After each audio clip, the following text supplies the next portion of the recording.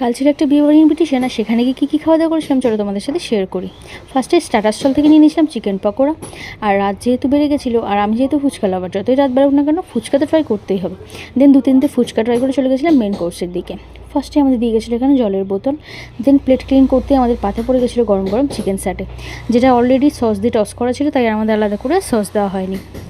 দেন পাতে পড়ে গেছিলো কিন্তু গরম গরম কড়াইশুঁটির কচুরি, আর তার সাথে ছিল চানা মশলা। সেটা কমপ্লিট করতে গরম গরম ভাত, সাথে পড়ে গেল মুগ ডাল, আর কিন্তু ঝুড়ি ঝুড়ি আলু ভাজা, যেটার কম্বিনেশন তো বাঙালির কাছে জাস্ট ওয়াওই লাগে সবসময়।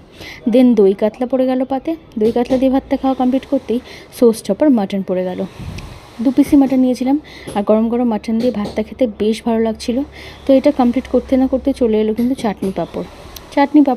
আমি ভীষণই ভালো খাই, তাই পাঁপড়টা একটু বেশি করে চেয়ে নিয়েছিলাম। দেন পাতে পড়ে গেল কালাকাঁদ, আর রসগোল্লাটা আমি নিয়ে স্কিপ করেছিলাম, তাই পাশের প্লেট থেকে দেখিয়ে দিলাম।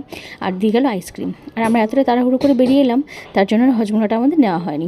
ভিডিওটা এই পর্যন্তই। ভালো লাগলে লাইক কমেন্ট শেয়ার।